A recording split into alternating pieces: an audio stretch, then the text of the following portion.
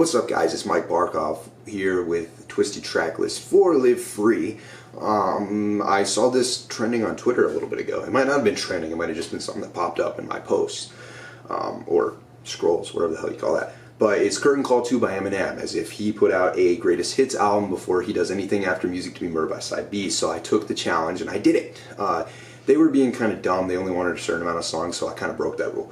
But anyway, I did Not Afraid from Recovery. You have to. Higher from Music to Be Murdered by Side B. Now, I know that's not the greatest hit, but that would take the place of FAC in the original Curtain Call. And I think that that's definitely something.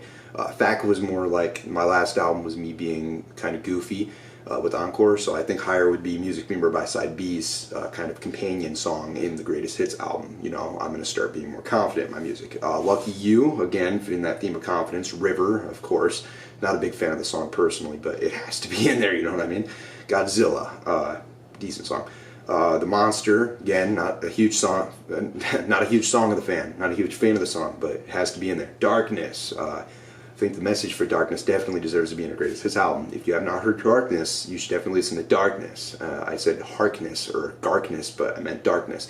And I said Garkness because Nat is up next.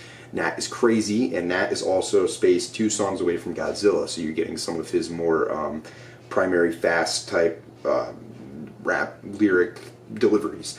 After that, I Walk on Water, because we can't just ignore Revival, and it was the single for Revival. I think it's a great song. It took me a long time to appreciate it for what it was, but I do now, and I like it a lot. I definitely think that that would probably be on the greatest hits album, just because of the fact that he has always wanted to feature with Beyonce, and it's the only song that he's done where it features Beyonce.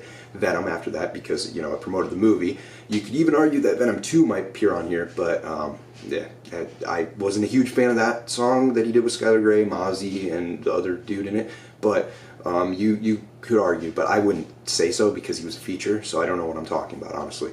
After that, it's No Love off of Recovery. Again, kind of has to be in here. It was a pretty big song. Crack a Bottle, kind of underappreciated. I think it's a funny song, fun little song. You know, it's not bad. We Made You. You know, you love it or hate it. Sometimes I love it, sometimes I hate it. It depends on the day, depends on the mood, depends on the vibe. Kind of like much of Relapse.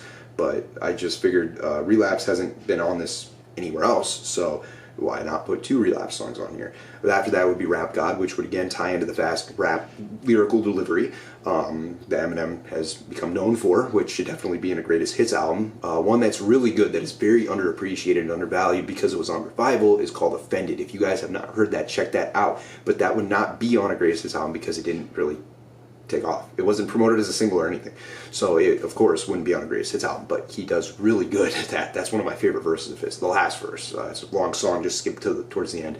But after that would be Love the Way You Lie, of course. I kind of chose that because Stand with Elton John took the last track on the original Curtain Call, so I figured something with a big artist at the end would be here, if that makes any sense.